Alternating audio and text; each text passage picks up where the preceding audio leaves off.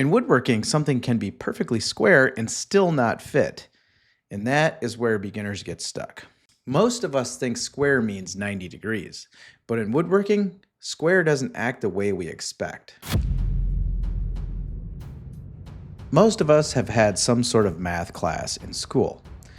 And in those math classes, we learn that there is an answer to every equation, and there's a right and wrong answer, unless you're maybe talking about calculus. And when you first start woodworking, it kind of feels like that too. You're doing math to figure out how long something should be, you're shooting for an exact angle, that sort of thing. And then you look over at your tools, and they feel precise as well. Most things are made out of metal, they have angles on them, or a ruler that shows how long something is. The miter gauge has degree marks. You grab your square and you have a confident feeling when you use it. I know I've always thought, once I set this thing up, I'm gonna have perfect results forever. But then you go to start your first couple of projects. And sometimes things just feel off, or things don't fit together quite the way you thought they would, even though you went through all the work to make sure everything was perfect. These sort of things can make you start to feel self-doubt and can be frustrating. You might start to think, am I bad at this? Is woodworking not something for me? But the truth is, these are just the early phases of learning. And most skills that you learn will have some sort of phase kind of like this. And woodworking is no different. And while I'm talking about this topic today, I want to remind you guys that this is intended to be a conversation.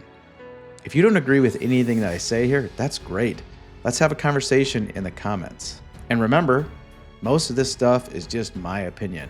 I'd also love to hear your opinions in the comments. And don't forget to like and subscribe while you're at it. When you're talking about square, it kind of depends on exactly what you're talking about. For example, are you talking about square to a tool? Are you talking about square to another board? Or are you talking about the overall squareness of your entire project? You can grab one board and it can measure perfectly. But then when you assemble it with another board that you also thought was perfect, things might get a little weird. The assembly process can change everything. Even if you have all the original cuts perfect, I should say. Wood is not perfect. And even if it is, it probably isn't gonna stay that way. It might be the way you put the parts together. It might be that the humidity changed since you cut the original boards. You put two parts together and all of a sudden there's a gap where there really shouldn't be. That's where you start to get really confused. You did everything you could up to this point to make it as perfect as possible, and yet somehow things still went wrong. And this is not a sign that you failed at cutting a board. This is a sign that you're learning about the assembly process and what other things might affect the final project. Pick an edge and stick with it. Don't be changing where you're measuring from. Don't measure from this edge for this measurement and then this edge from another measurement. In engineering, we have datums. There's an A datum, B datum, and C datum, and they constrain the part so it cannot move in any direction or orientation. And when features are dimensioned, we try to use A, B, or C to locate that feature. And when there's multiple features on a part, you still try to measure all the way back to one of the datums. If you measure from A to your feature, and then from your feature to the next feature, and then from that feature to the next feature, before you know, a tiny little error on each of those dimensions can make that last feature be way off. The tolerances begin to stack on top of each other. And frankly, some of those things are hard to notice until you're already done building your project. When you buy boards from your local big box store, most of the time a visual inspection will tell you that they aren't necessarily straight. And this is why when you're building a fine piece of furniture or something that dimensions are really critical on, that you should mill your wood first. Most beginners will just assume when you buy a new board that it's going to be straight.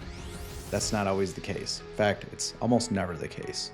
This is also one of the reasons why I actually prefer to buy rough sawn lumber from a lumber yard, because that way I have to mill it anyway, and I typically wait until just before I'm ready to start working on my project to mill it, so I have the best possible chance of having a good board to work with. But I can tell you this all day long, and until you've actually experienced this for yourself, you're probably not going to believe me.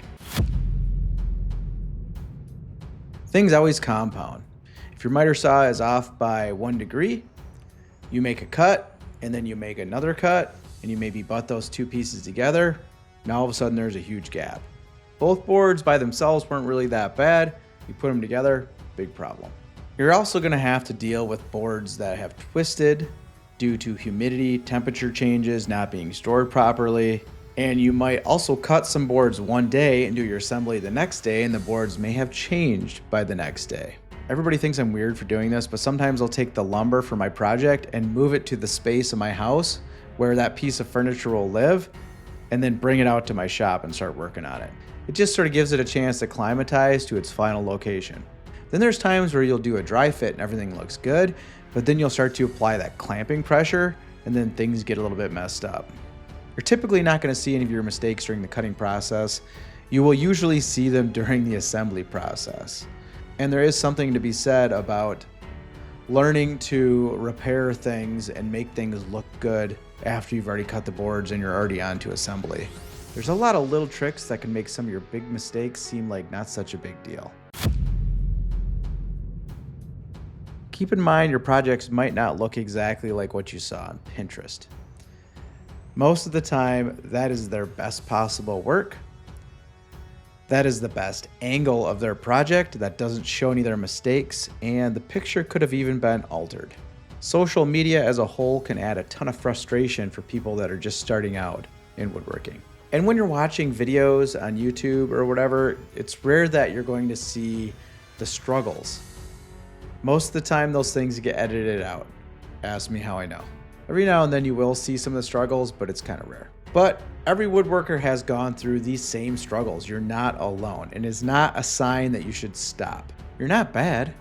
You're just getting started. But when you do start to figure everything out, it starts to feel really, really good. You start to aim for close but consistent. You'll notice that you start to make some of these small adjustments naturally. You'll start to notice some of these problems way earlier in the process, and you'll be able to fix them before you get to assembly. Your measurements will become more precise, and you'll have much better repeatability. Ultimately, you're going to get to a place with less frustration and more flow. Square isn't about an angle, it's about how parts fit together. And it takes a little bit of time to understand that. But once that clicks, woodworking gets a lot less frustrating and a lot more fun. I hope you enjoyed this conversation. If you did, please hit the like button and subscribe to my channel, and drop me any questions that you have in the comments, and we'll see you guys in the next one.